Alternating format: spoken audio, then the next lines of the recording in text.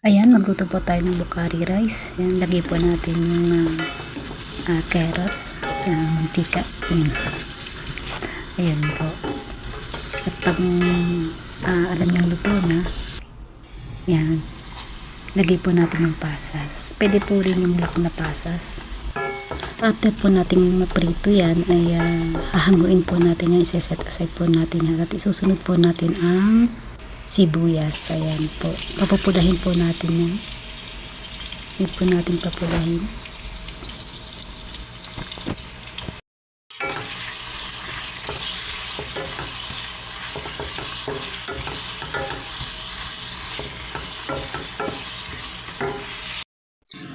Ayan, kapag mapula na po, ihulog natin yung carrots na pinirito natin kanina.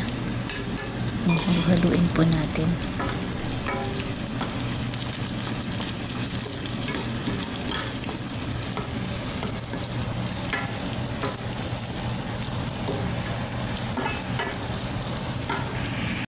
Lagyan po natin ng cumin powder.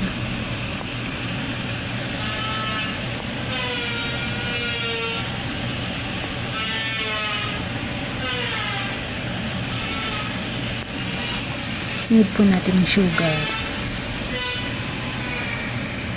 Lagyan po natin ng salt. Lagyan po natin ng tubig. Diyan po natin ihuhulog ang ating bigas. Pakuluin po natin saglit.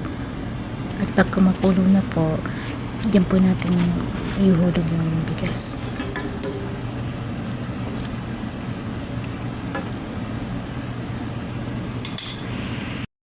Mag-add din po tayo ng turmeric powder.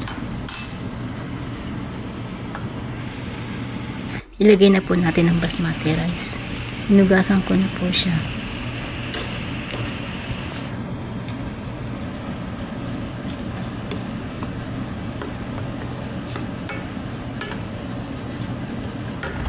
Mag-add din po tayo ng chickpeas.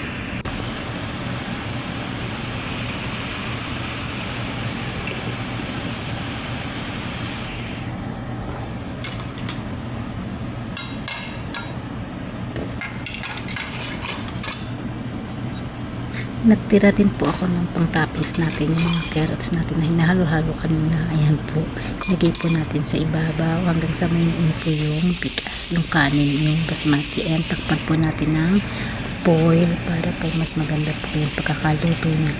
Ayan, hintayin po lang natin na maluto. Ayan, after 20 minutes po, luto na po siya. Ayan, kaya ready na po yan.